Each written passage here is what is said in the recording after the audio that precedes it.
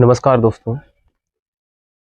आपने अभी हाल ही में न्यूज़ में सुना होगा कि दिल्ली हाई कोर्ट ने एक ऐतिहासिक फैसला अपना सुनाया है, जिसमें केंद्रीय सुरक्षा बल जो है सीएपीएफ की उन सभी को ओपीएस यानी कि ओल्ड पेंशन स्कीम के तहत मान्य किया जाए और एनपीएस को स्ट्राइक डाउन किया जाए, यानी कि बंद कर दिया जाए।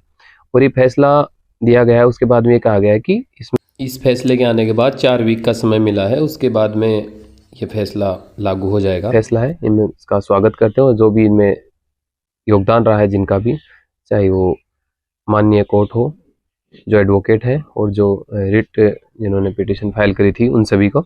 आपको मैं बता दूं कि 6 अगस्त 2004 के एक परिपत्र में गृह मंत्रालय के प्रशासनिक नियंत्रण के तहत केंद्रीय बलों को संघ के सशस्त्र बल घोषित किया गया है। इसके अलावा पैरामिलिट्रीज की बात करें तो इसमें जैसे बीएसएफ की बात करूंगा स्पेशली मैं, तो 1968 बीएसएफ एक्ट एंड रूल के तहत भी ये बताया गया है कि इस बल की स्थापना भारत संघ के सशस्त्र बल के रूप में इसके गठन हुआ है। फैसला आने के बाद जो एडवोकेट थे उनकी मीडिया में जो बात हुई है, उनका एक वीडियो क्लिप हमारे पास आया है, उसी को मैं शो कर रहा हूँ। उसको देखिए, आपको सारा सिनेरियो क्लियर हो जाएगा। नमस्कार, मैं आपके बीच लोकेश कुमार सिंह, और आज भारत के इतिहास में, पैरामिलिट्री फोर्स के इतिहास में एक स्वर्ण अक्षरों में लिखने की जो है कवायद शुरू हो गई है। और ये कवायद बहुत दिनों से चल रही थी। आदरणीय एडवोकेट अंकुर छिब्बर सर इसकी बहुत लंबी लड़ाई लड़ी, और फिर हम इस लड़ाई का आज जो जजमेंट आया है, उस जजमेंट को लेकर हम चलते हैं अंकुर छिब्बर सर के। सर नमस्कार। नमस्कार, कैसे हैं सर? बढ़िया हैं सर। आप सर, ये जजमेंट जो है पैरामिलिट्री फोर्स को लेकर जो जजमेंट आया है ओल्ड पेंशन स्कीम को, क्या है सर? देखिए, ऐसा था कि भारत सरकार ने 22 दिसंबर 2003 को एक नोटिफिकेशन निकाला था। उस नोटिफिकेशन में ये बोला था कि 1/1/2004 के बाद जो भी नौकरी ज्वाइन करेंगे उसको न्यू पेंशन स्कीम मिलेगा और वो ओल्ड पेंशन स्कीम में गवर्न नहीं होंगे। पर इस नोटिफिकेशन के अंदर एक क्लॉज ये कहता था कि ये सारे के सारे डिपार्टमेंट्स को लागू होगा, पर आर्म फोर्सेस को लागू नहीं होगा। अब हम लोगों ने पिटिशन फाइल करी थी कोर्ट के अंदर कि जो लोगों की नोटिफिकेशन तो 2003 में आ गई थी, पर उनकी ज्वाइनिंग 2004 में आई थी कि उनको पेंशन दिया जाए, क्योंकि जिस दिन उनकी नोटिफिकेशन आई थी उस दिन के टर्म्स एंड कंडीशंस को लिया जाए।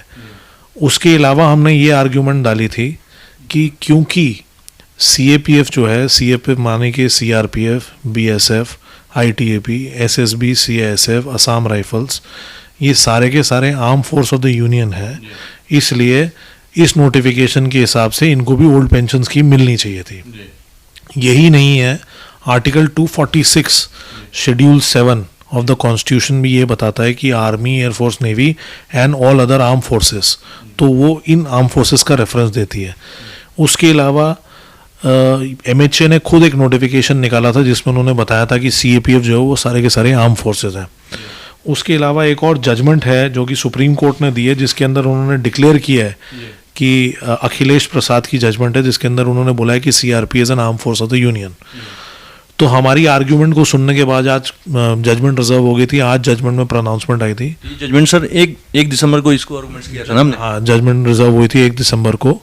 आज उसकी प्रोनाउंसमेंट हुई है। उस जजमेंट के अंदर कोर्ट ने बहुत क्लियरली बोल दिया है कि जितने भी सीएपीएफ हैं वो सारे के सारे आर्म फोर्सेस हैं, और क्योंकि सरकार ने खुद 22 दिसंबर 2003 को ये नोटिफिकेशन निकाला था कि आर्म फोर्सेस को छोड़ के बाकी सबको न्यू पेंशन स्कीम लागू होगा और आर्म फोर्सेस जो होंगी वो ओल्ड पेंशन स्कीम से ही गवर्न होंगी, तो वो उस नोटिफिकेशन को अपहोल्ड करते हुए ये बोला है कि हम लोग भी आर्म फोर्स हैं, और इसलिए सारे के सारे सीएपीएफ को इररिस्पेक्टिव कि वो 1/1/2004 के बाद भर्ती हुए हैं या आज की डेट में भर्ती हुए, उन सबको ओल्ड पेंशन ही मिलेगी। लेकिन सर अभी भी लोगों के बीच में जो है एक अभी मतलब माहौल जो बना हुआ है कि क्या सर अभी क्या पूरे देश के लिए लागू होगा ये जो पैरामिलिट्री फोर्स है? तो इस केस के अंदर क्लियरली कोर्ट ने ये बोल दिया है कि और लोगों को कोर्ट आने की ज़रूरत नहीं है, और क्या कहते हैं, उन्होंने साफ ये बता दिया है कि ये जजमेंट सबके लिए लागू होगी। तो लोगों को अब ज़बरदस्ती केस फाइल करने की ज़रूरत नहीं है। इसी जजमेंट से सबका फ़ायदा हो जाएगा। मतलब इसी जजमेंट से सबको मिलेगा, सबको ओल्ड पेंशन स्कीम मिलेगा। सर इसमें अभी भी कोई ऐसा तो नहीं है कि लोगों को सुप्रीम कोर्ट जाना पड़ जाए? हमें तो सुप्रीम कोर्ट जाने की ज़रूरत नहीं, पर भारत सरकार ज़रूर जा सकती है इस जजमेंट के अगेंस्ट। अगर वो जाएगी तो उसको वहाँ पे डिफेंड करेंगे हम फिर। तो सर ये तो आदेश सबके लिए एक बराबर है, अब देखा जाए तो सबके लिए बराबर पैरामिलिट्री फोर्स के सभी जवान जो है बॉर्डर पे रहते हैं, जितने भी लोग थे, इनकी लड़ाई बहुत लंबी सर लड़ रहे थे। कुछ रिट पिटिशन मेरे नाम से भी था सर, आपने ही किया था, बहुत लोगों के नाम से रिट पिटिशन था। अब तो सब मर्ज हो गए सर, सबका एक साथ जजमेंट आ गया, के साथ जजमेंट आ गया है। जो 20 तारीख को भी सुनवाई होने वाली थी वो भी सब सारी जजमेंट ये आ गई है, इससे सबके लिए कवर हो जाएगा। अब ये सबको क्लियर होना चाहिए कि अब आप लोगों को कहीं भी जाने की जरूरत नहीं है। व्यवस्था जो कायम बनी है, जो जीत हासिल है, वो तमाम पैरामिलिट्री फोर्स के अधिकारीगण, अधीनस्थ अधिकारीगण और वर्तमान में जो भी कांस्टेबल रैंक से या जो भी रैंक के लोग हैं, उनको ये समर्पित है। ये जीत पूरे राष्ट्र की जीत है और पूरे पैरामिलिट्री फोर्स की जीत है। इसके लिए सर आपको तहे दिल से धन्यवाद है। थैंक सर आगे भी आप हमारा साथ दीजिएगा सुप्रीम कोर्ट में सर। मैं जितना भी कर सकता हूँ फोर्सेस के लिए उतना सब सर करता हूँ, और इसमें कोई बात नहीं है। जो मैं अच्छी चीज़ें कर सकता हूँ बिल्कुल करूँगा उनके लिए। तहे दिल से सर आपको धन्यवाद। नमस्कार पूरे पैरामिलिट्री फोर्स के। Thank you. तो दोस्तों, वीडियो देखने के बाद आपको सारा मामला समझ में आ गया होगा कि क्या हुआ था और क्या फैसला आया है। अभी इससे रिलेटेड आपको अगर कोई अभी भी मन में डाउट है तो उससे रिलेटेड आप हमें कमेंट कर सकते हैं। इस फैसले का हम सभी स्वागत कर रहे हैं, और जिन भाइयों को ये बेनिफिट मिलेगा, एनपीएस वालों को पीएस का बेनिफिट मिलेगा, उनको तो बिल्कुल इस खुशी के इंतज़ार रहेगा। उम्मीद करते हैं जल्दी से जल्दी ये फैसला लागू हो। इससे रिलेटेड आपके कोई भी सवाल आप हमें कमेंट करके पूछ सकते हैं।